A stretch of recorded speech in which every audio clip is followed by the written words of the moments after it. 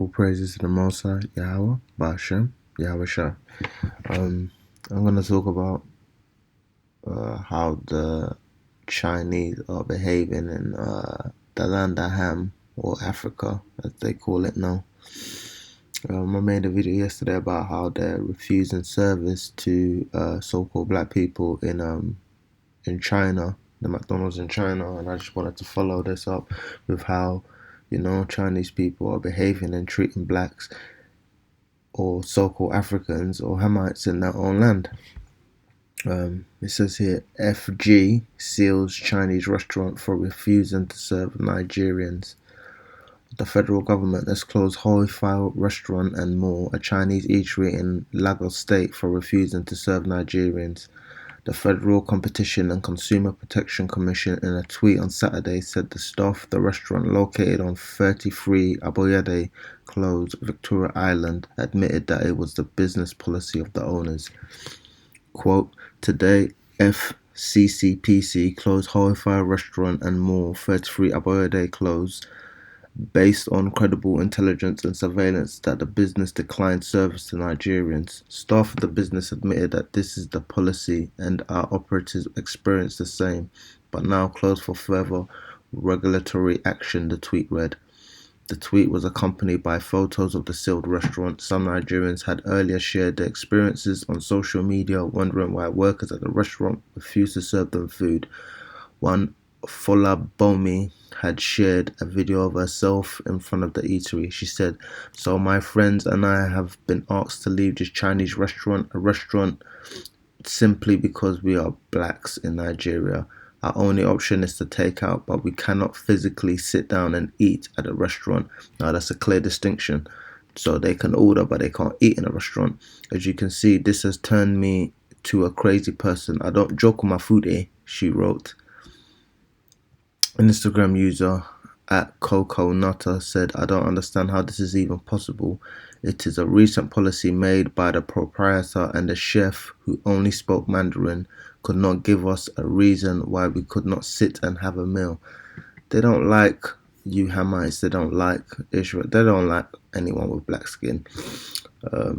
This article in a Vanguard, Chinese supermarket restaurant shut down over expired substandard products. And this is in Nigeria as well. The Federal Competition and Consumer Protection Commission, FCCPC, has shut down another Chinese supermarket and restaurant in Jabi area of Abuja, which is the capital of Nigeria, over the sale of expired and substandard products. Speaking with newsmen at the end of the raid on Thursday, celebrated their shop, Mr. Babatunde Irukera, Director General of the Commission, said that the move was a cautious measure to protect the health of citizens. Irukera, however, said the closure had nothing to do with the raging coronavirus. We have no reason to believe that what we found here could be infected in any way or could transmit coronavirus. It is a supermarket where all kinds of ethnic products that are expired are usually sold in wholesale packs. There is also a Chinese restaurant in the facility where food is cooked for consumers, so they're probably using some of that products to cook the food. There are also other things in the freezer, seafood, meat, which were imported into Nigeria, and which we have absolutely no way of knowing the value chain or whether the food safety process was sufficiently complied with.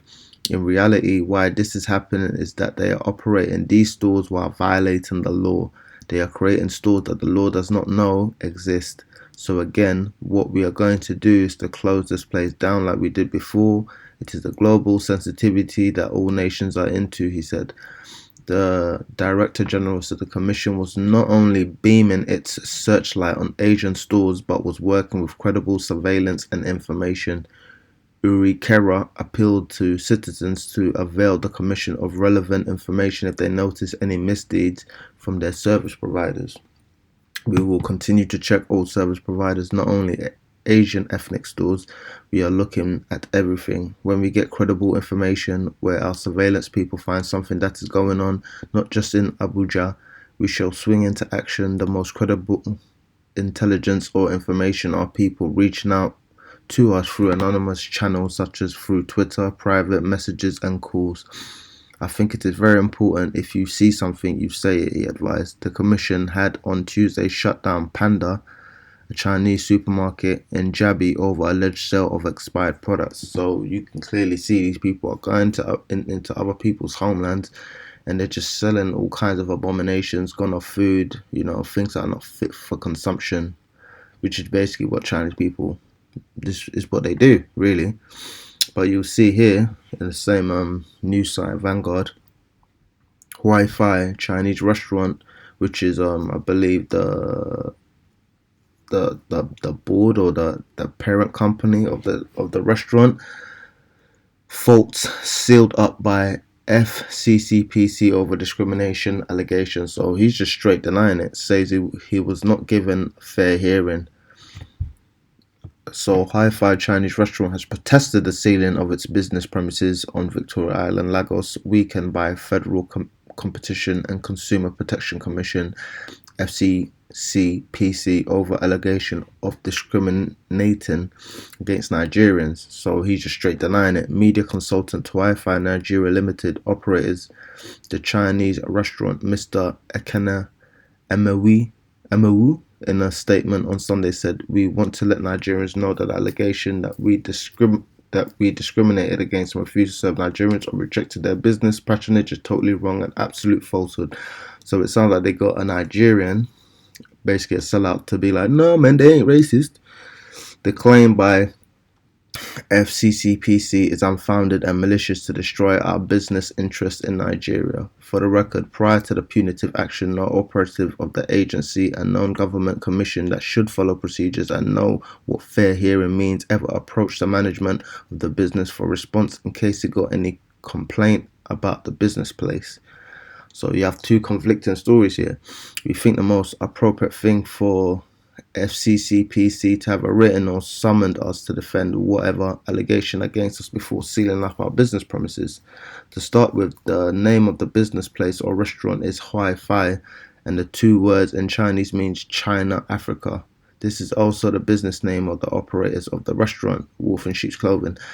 That in the beginning implies that the owner of the business, Mr. Lu Shangan, popularly known in Nigeria as Chef Ronnie Lu, is one that has respect for Africans, even though you don't speak the language, Nigerian and all human beings, and has no discrimination intention against anybody. The reason the company name has Africa in it, which doesn't make any sense whatsoever.